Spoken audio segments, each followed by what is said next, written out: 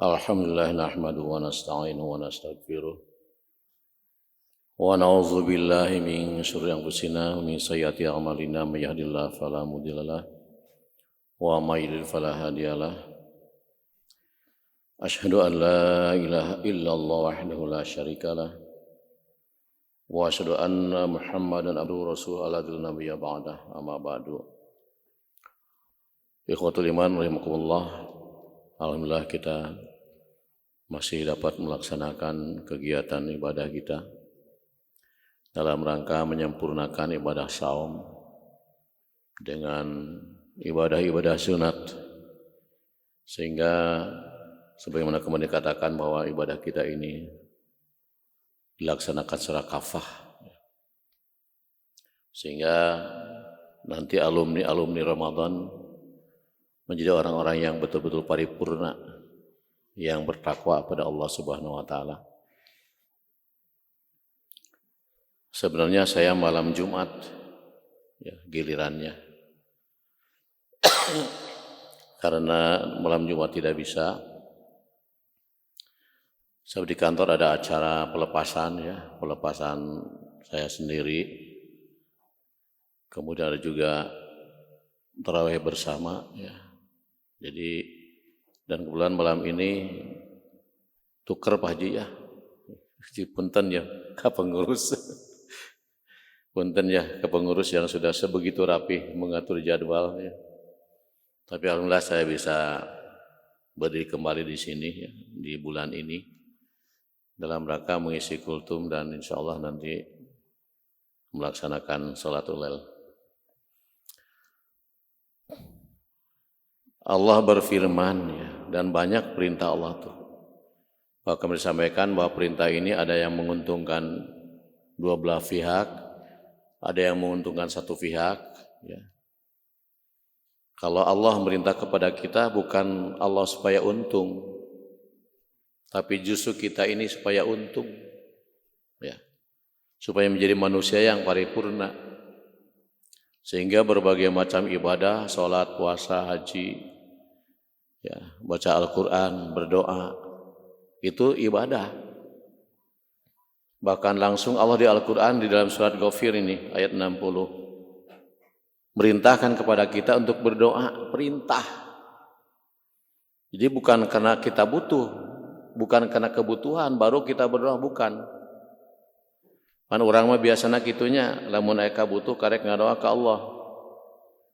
Mun ke teu butuh mah ya tah yang ngadoa ada asa teu boga masalah. Baru kalau ada banyak masalah kita ini rajin berdoa kepada Allah. Padahal doa itu adalah ibadah, mukhul ibadah bahkan disebutnya dalam istilah lain. Sum-sumnya ibadah doa itu.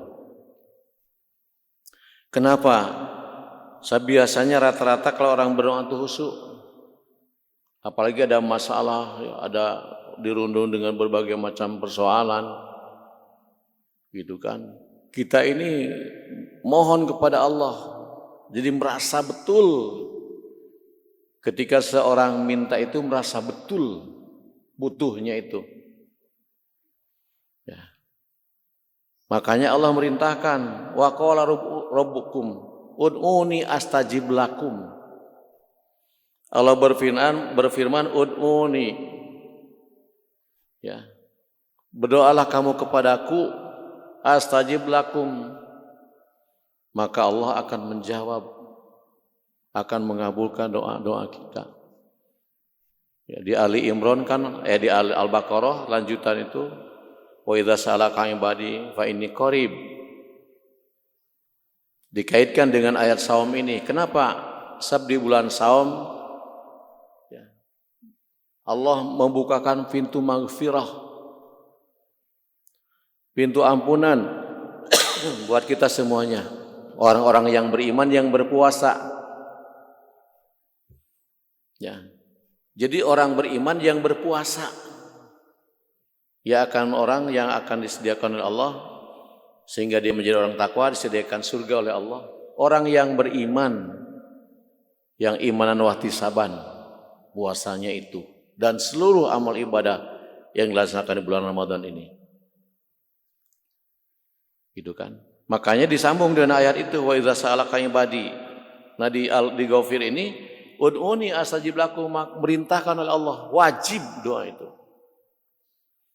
Ya. Innal ladzina yastakbiruna an ibadati sayadkhuluna jahannama dakhirin.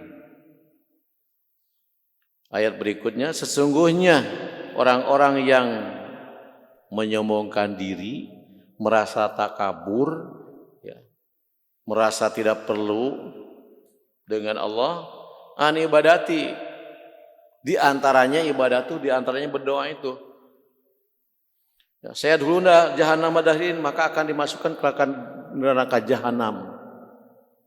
Jadi jangan main-main, makanya kita berdoa kepada Allah sekuat tenaga, bukan karena perlu dengan sesuatu, bukan karena ada masalah.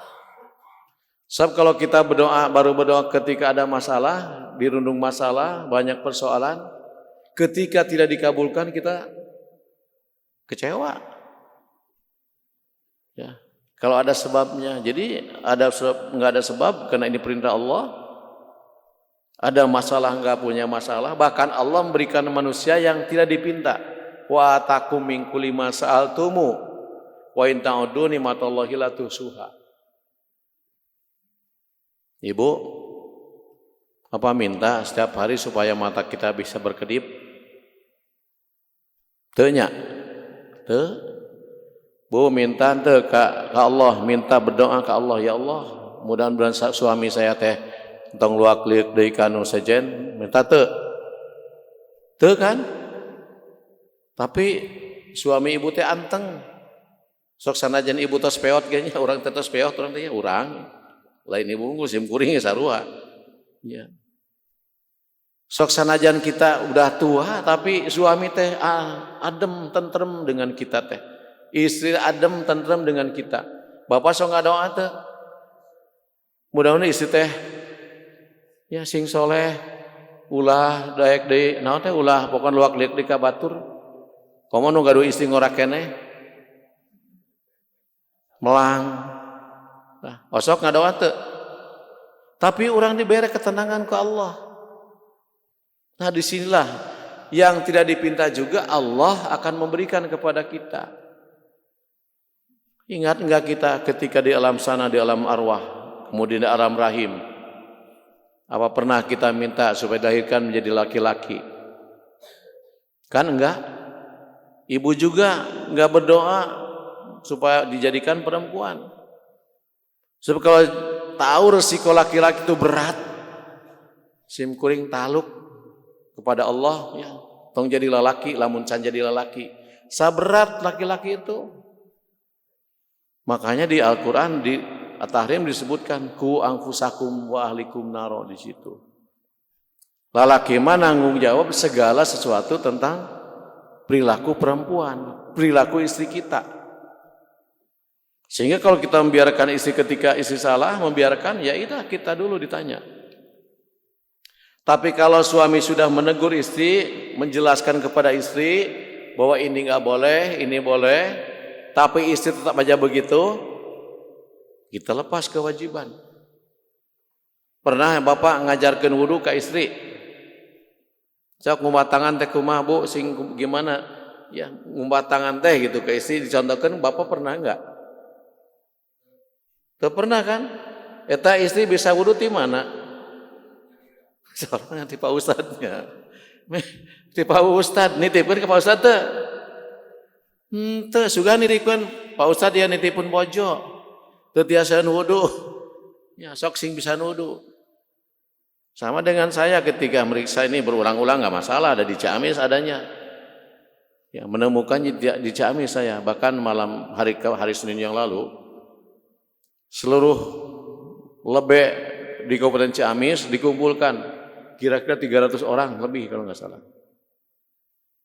Minta materinya 1 poligami, keren kan?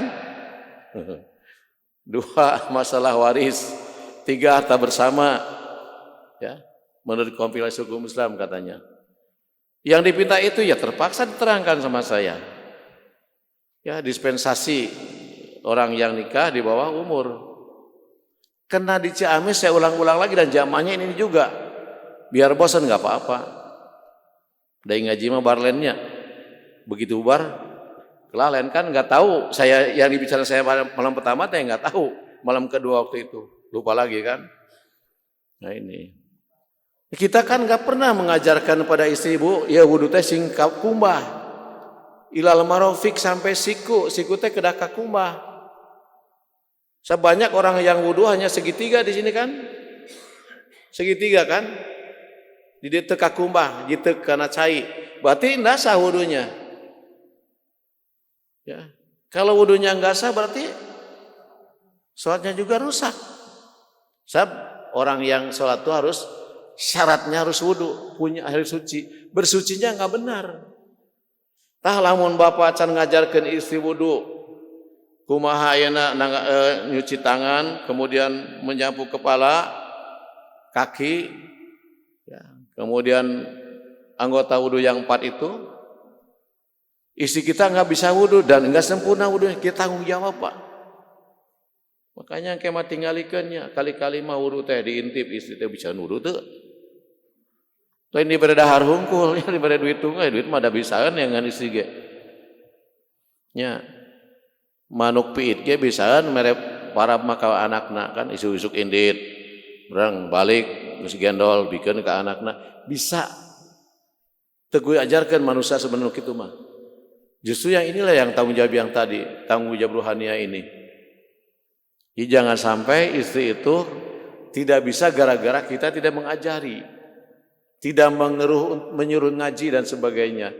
Urang teu nitipkeun ka ustad, Pak Ustad sok titiplah istri teh nama saminggu ya sina ngaji. Sing bisaeun bacaan salat, sing bisa wudu dan sebagainya. Kan enggak pernah. Istri diajak ngaji enggak mau kadang. Ya malam kemiskinan kan enggak ada ibu-ibu teh enggak ada yang ngaji.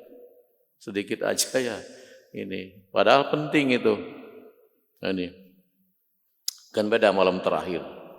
Saya malam terakhir ya ceramah ya mudah-mudahan ketemu lagi nanti di bulan Ramadan maksudnya di bulan Ramadan terakhir ini jadi mungkin ceramah rada lama nggak apa Bu mal nudutan ke suratnya nu parenek lah bonus lah buat ibu ya, kamari pas anu panjang narundutan gini eta salatnya nundutan saking husu ya, saking husu nundutan kan nundutan gini da Allah nu nganilimakeun cuman jangan sampai ngerusak rukun salat gitu kan. Nah ini. Jadi insya Allah di bulan Ramadan malam besok saya ada acara keluar, malam Jumat juga ada acara di kantor dan insya Allah hari Jumat saya meninggalkan Ciamis mau ke Cirebon dulu sebab hari Ahadnya subuh ada kuliah subuh di Cirebon gitu kan. Oleh karena itu ini ceramah di tahun ini terakhir bukan ketemu terakhir insya Allah kita ketemu lagi. Nah kita kembali pada pokok masalah.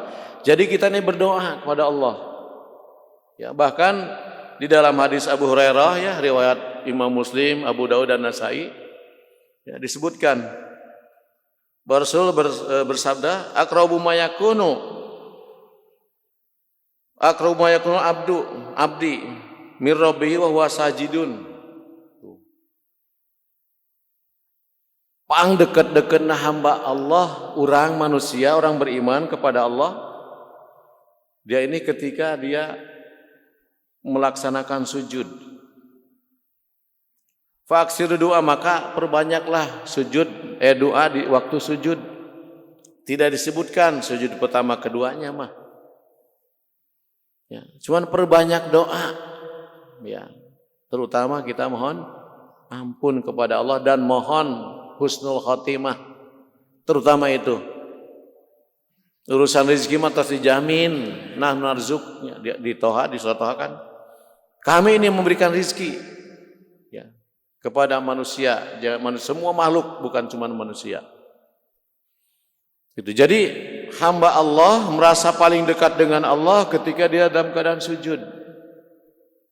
Rek teu deket kumaha coba sujud nyungsep apalagi dijiwai subhanaka Allahumma rabbana wa bihamdika Allahumma gfirli ya Allah ampuni dosaku. Di pikiran kita teh bukan cuma dosa kita, ibu bapak kita, anak-anak kita, istri-istri kita, tapi teh kudu ngagorowok teh kudu Allahumma gfirli. Kan doa, suatu doa salat tuh. Makanya kita yang doa-doa gitu kan. Beda dengan subhanal azimi. Hanya mengagungkan Allah di situ. Tidak mohon kepada Allah. Betul juga itu dibaca, enggak masalah. Subhan rabbiyal azimi. Tapi kalau kita membaca subhanaka Allahumma rabbana wa bihamdika Allahumma gfirli. Ya Allah ampuni dosaku.